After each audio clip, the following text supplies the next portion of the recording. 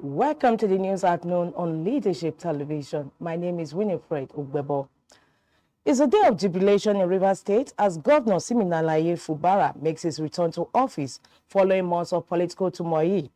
Thousands of residents thronged the government house in Port Harcourt on Thursday, singing, drumming, and dancing in celebration of the reinstated governor. Support groups and loyalists turned the area into a carnival-like scene awaiting Fubara's arrival. This follows President Bola Tinubu's announcement on Wednesday evening, lifting the state of emergency imposed on Rivers.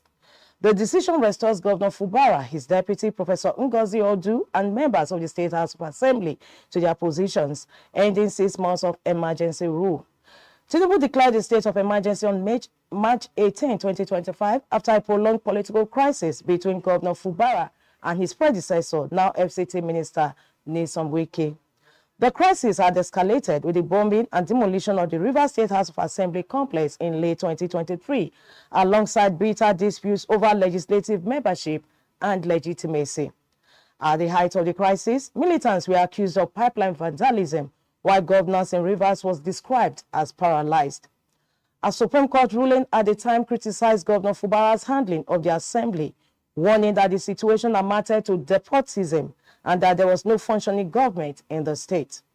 During the emergency period, Tinubu appointed retired Vice Admiral Ibok Ete Ibas as the sole administrator to oversee the state. Judicial institutions, however, were allowed to continue functioning. In a farewell broadcast Thursday morning, Ibas urged political leaders in Rivers to preserve the peace achieved under his tenure. He called for unity, warning that stability must be protected for the state to move forward. With Governor Fubara's return, all eyes are on how Rivers navigates its fragile political landscape and whether peace will hold. That concludes the news at noon on Leadership Television. For more, log into www.leadership.ng. Thanks for joining us. Be part of our brand.